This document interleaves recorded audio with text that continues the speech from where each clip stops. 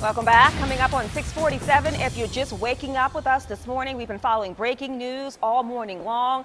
A tornado touched down on Johns Island overnight. Storm Team 2 meteorologist Josh Marther's anchoring our team coverage from the field as we've surveyed the damage. We have roads closed, Josh, and a lot to clean up. Yeah, there's a lot of damage out here. We've already have volunteers out helping folks clear things.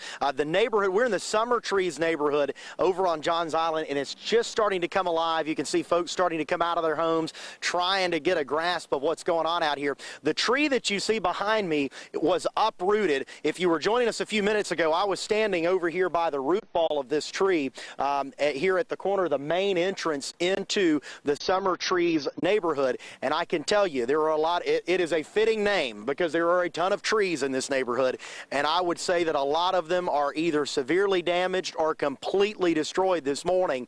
The striking thing out here, guys, is that we haven't seen a lot of structural damage. Now, I will say it's early. The sun is just now starting to break the horizon. We haven't had daylight on this yet. So that will change. I think as we get a little bit more sunlight, we'll be able to see a little bit more. But so far, I have not seen any major structural damage to homes. What I can tell you, though, is that as we've gone up Brownswood Road, I should say, there appears to be a clear damage path on the western side of the road there. And that's what I have a feeling that's going to be the area that the National Weather Service focuses on from Brownswood Road up toward River Road. That's where we're hearing most of the damage is, and there's still areas up there that are impassable this morning. So just please, please, please, if you're out and about driving, if you're coming onto Johns Island, and these are not areas you're normally familiar with, remember in tornado damage, the damage goes from nothing to everything all at once. So it can come up on you quickly, and there are a lot of hazards still in the roadways out here, and it's something that you need to be prepared for if you're traveling onto Johns Island this morning. You also brought up a good point before when you talked about some of these trees are damaged in the upper half or upper third, and they may not have fallen yet, so it's important to stay away from those power lines, the poles, and any of those trees where damage is close. It is. We saw that this morning. In fact, we were out here getting ready to go live, and then Annie and I both looked up and we said, you know what, we're a little uncomfortable with where we are. So we moved away because we realized that there was a tree that was hanging over our heads that we couldn't see because it was so dark.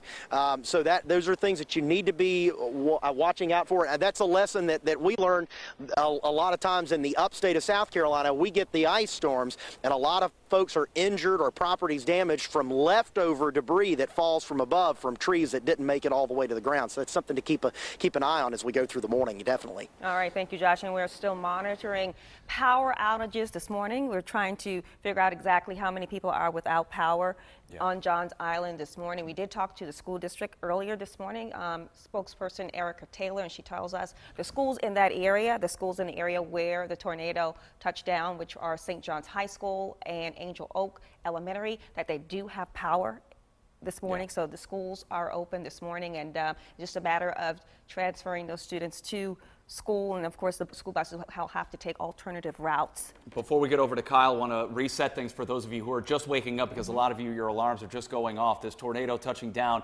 apparently just before 1 o'clock this morning, causing widespread damage to those areas on Johns Island. Again, if you are just waking up, about to head out the door or send the kids off to school, Main Road and River Road at Brownswood, Brownswood at Old Pond at Main Road, shut down right now because of the cleanup that is going on, and that's just the quote-unquote main streets in that area, the larger ones. There are a lot of side streets, though, that remain impassable as well because of the trees and the power lines that are down. And Kyle Dennis, Storm Team 2 meteorologist, kind of looking at the history of this storm and how it kind of is that picture-perfect look on the radar. And Kyle, is the worst over?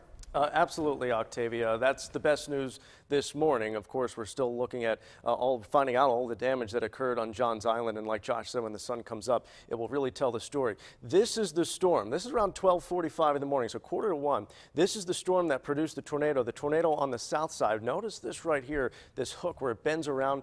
That is what we call a debris signature, or a debris ball on the radar. The radar is actually picking up on the damage, on the trees being thrown around, on tree limbs, whatever was being tossed around in the air, siding from homes. We saw at least one report of that in Shadow Moss. That's what the radar is picking up on. And in this pattern here that we're seeing, very, very classic look on the radar for what would be a tornado. So if we were looking at that on radar and we didn't have these reports just yet, I would say we definitely have a tornado on the ground just based on the radar alone. Oftentimes you can't tell just from the radar alone if you have a tornado, but when you get a clear signature like that, it makes it a lot easier. Right now we are drying out. A lot of the rain to the north now. Georgetown, Williamsburg County still picking up some rain, but no severe weather, so that's good news. We're even getting a few breaks in the clouds, and I think we'll see some breaks as we move through the day today. Highs in the upper 70s to around 80 degrees. An occasional stray shower possible, but mainly dry. We'll be right back.